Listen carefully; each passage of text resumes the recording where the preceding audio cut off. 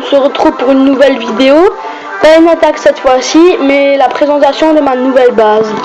Donc comme vous le voyez, hein, j'ai farmé. Pourquoi j'ai farmé? Alors une petite astuce, parce que les gens qui nous attaquent et qui nous pillent beaucoup de ressources, donc l'or, le pétrole, et ben quand ils voient que l'état-major est tout seul sans défense, donc là comme vous voyez il n'y a même pas de piège n'importe, et ben ils vont attaquer ça plutôt que mes réservoirs, mes coffres, mes mines et tout ça. Donc c'est pour ça qu'ils vont attaquer que ça. Et aussi pour les gens qui sont pas très actifs.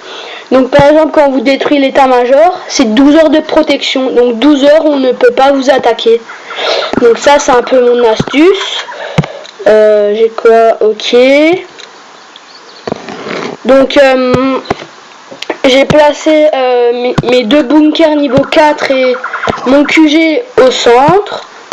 Pourquoi? Parce que quand il y a des troupes dedans, c'est très efficace. Et vous voyez, quand l'ennemi pénètre la première rangée et puis la deuxième, les défenses, enfin les bunkers vont se mettre en défense. Et puis j'ai rassemblé toutes les ressources, hein, au cas où si jamais quelqu'un n'attaquerait pas mon état-major. Les mortiers autour pour faire plus de dégâts. Les lance-flammes autour, pareil. Jericho, j'ai mis à l'extérieur parce que ça ne servait à rien. Les rayons mortels, j'ai mis à l'intérieur comme ça. Pour que ça fasse énormément de dégâts. Vous voyez, hein, il y a une longue portée.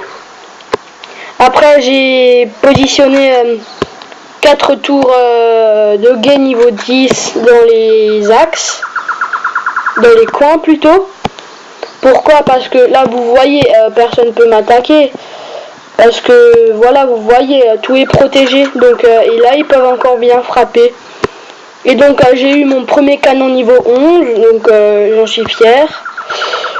Et ben voilà, c'était une présentation de ma base. Et dans les prochaines vidéos qui vont suivre, je vais... comment dire? Ah voilà, je vais faire des conseils, donner des conseils, des astuces aussi. Et ben à plus, hein, si vous avez aimé la vidéo.